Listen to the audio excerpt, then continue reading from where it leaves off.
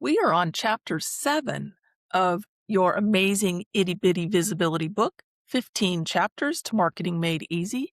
And today we are going to talk about speaking and podcasting. Two things that you may have passion around or you may hide from. Initially, I was the hide from person for that. Business owners usually say they're not public speakers, and I can attest to that. I am not a public speaker.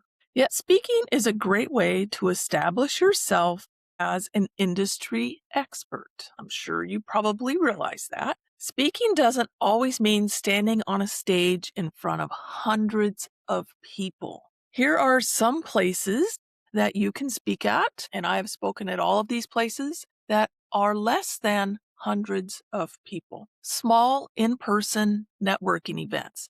And you can extend this actually to online networking events at this point. Association meetings and chamber meetings. Are you a member of your local chamber of commerce? Do you ever attend any of those meetings? That's a great place to practice your speaking. Speaking at these events are very low key, a great opportunity to showcase your expertise and stand out from the crowd of all of the people who won't speak at these events. These can be in person or online events. And if it's an online event, it's usually pretty easy to record your talk, which you can then repurpose and use in various different ways. You can publish the recording on your website. I've done that many times. The recorded video can be added to your YouTube account. You can find almost all of mine on my YouTube account. And the video can be added to different social media profiles, which you will also find that I have done. Facebook, however, now only holds those recordings for 30 days, so just be aware of that. Before I move on to podcasting, I really want to take a few moments here and just share my journey of speaking. So I started business about 20 years ago, and I knew no one. I had just moved to a town that I had not grown up in, had not lived in for very long, and I decided to start a business, and I had no contacts at all. So I connected up with a local networking group, similar to BNI, but on a much smaller scale and just local to my area. And my group had roughly 6 to 10 people that would attend every week for the meeting. And we were supposed to take 10 to 15 minutes and just tell everybody what we're about, what we're doing, what our business is, and who is a great referral for us. I was there probably 6 months before I got the courage to speak in front of these 10 people. And when I stood up, my voice quivered. I was sweating profusely.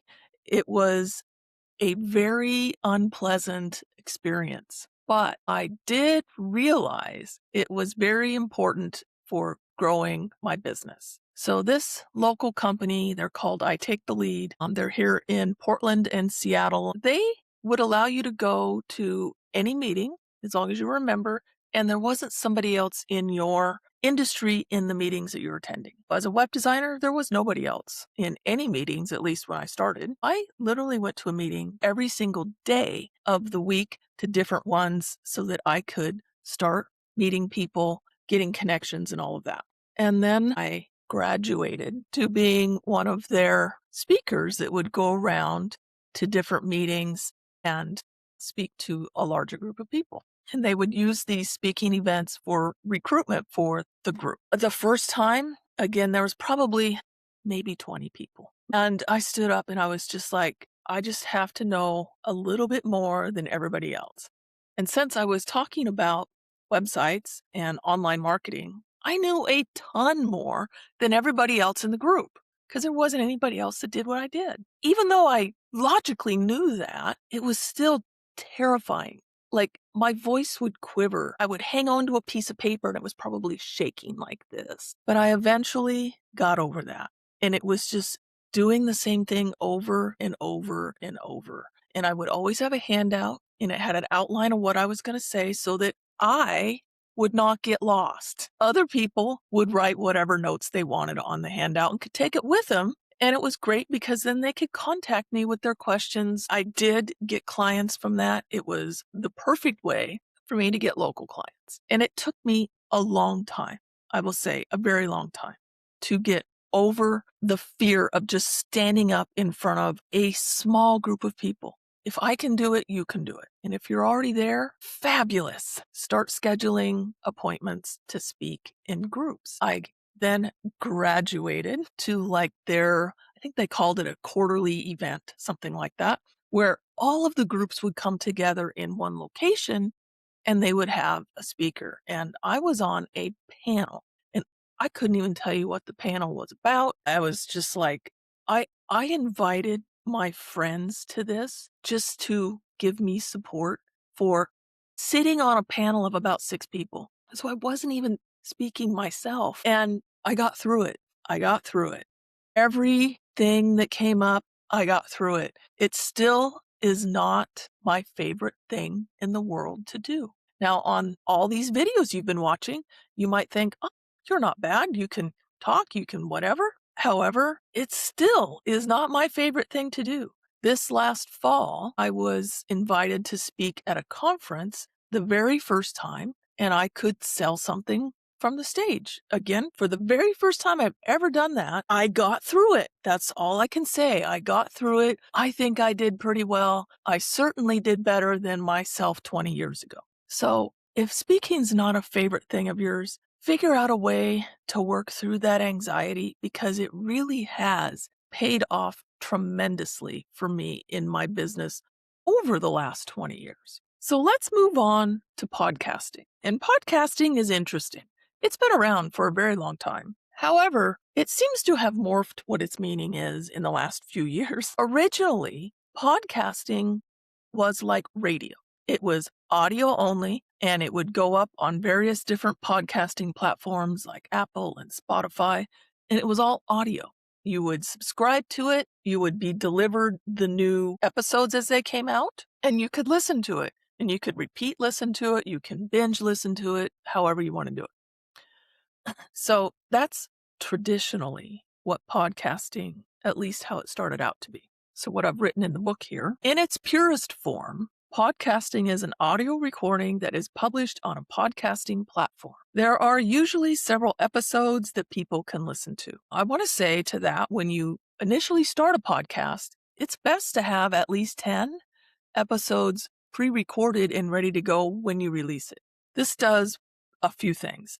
And I would release at least 3 or 4 of them all at once because people are used to binge listening. If you only have one to listen to, then you may not get the results that you want.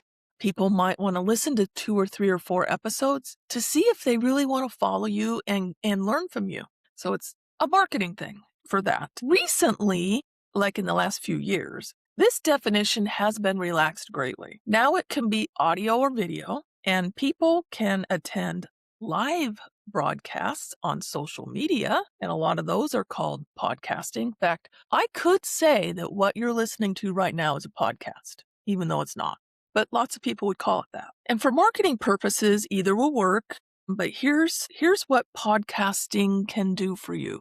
And I'm going to add to this list. If done regularly, people will see you as an expert. And that is true. It's true of blogging as well. You may gain followers interested in your topic who may become clients in the future.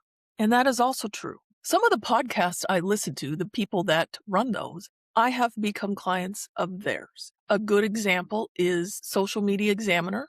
I go to their conference every year because I listen to their podcast and I like the audiences that they attract and I like the people that they interview.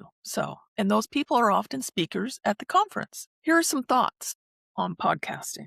A podcast episode may feature you speaking on a specific topic.